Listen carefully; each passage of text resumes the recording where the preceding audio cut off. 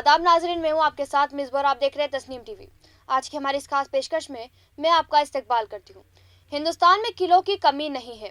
यहाँ एक से बढ़कर एक अजीमुल शान और कदीम किले हैं जो लोगों को हैरान कर देते हैं। आज हम आपको ऐसे ही एक किले के बारे में बताने जा रहे हैं जिसे हिंदुस्तान का कदीम तरीन किला माना जाता है।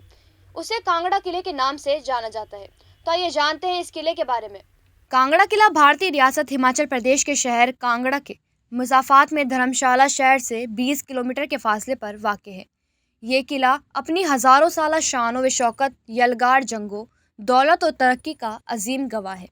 ये ताकतवर किला त्रिगाटा बादशाही की इब्तिदा का सुराग लगाता है, जिसका जिक्र महाभारत में मिलता है। बता दें कि ये किला हिमालय का सबसे बड़ा किला है और गालिबन हिंदुस्तान का कदीम तरीन किला है।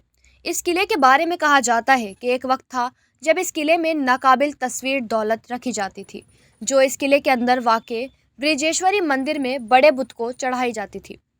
इसी खजाने की वजह से इस किले पर कई बार हमला हुआ और तकरीबन हर हुक्मरान, हमलावर हो या मकामी हुक्मरान, सब ने कांगड़ा किले पर कब्जा करने की कोशिश की।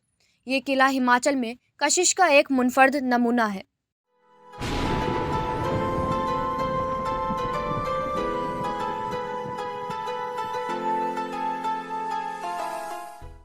कांगड़ा का किला तकरीबन 3500 साल कबल कटोच खानदान के महाराजा सुशर्मा चंद्र ने तामीर किया था। महाभारत में बयान करदा कुरु व कशीतर की जंग में महाराजा सुशर्मा चंद्र ने कौरवों के साथ मिलकर लड़ा था। इस जंग में शिकस्त खाने के बाद उसने त्रिगाटा सल्तनत का कंट्रोल संभाला और कांगड़ा किला तामीर किया।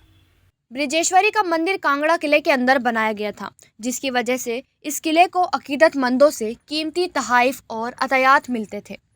तारीख बताती है कि इस किले में नाकाबिल तस्वीर खजाने मौजूद थे, जिसकी वजह से ये किला दूसरे हुक्मरानों और गैर मुल्की हमलावारों की लूटमार की जगह बन गया। कांगड़ा किले पर पहला हमला कश्मीर के बादशाह ने 470 ईस्वी में किया था। इस किले पर पहला गैर मुल्की हमला गजनी के महमूद गजनवी ने 1009 ईस्वी में किया था। इसके बाद उनके नक्शो कदम पर चलते हुए तुर्क सुल्तान मोहम्मद बिन तुगलक ने इस किले पर कब्जा कर लिया और उनकी मौत के बाद उनके जानशीन फिरोज शाह ने इस किले पर कब्जा कर लिया।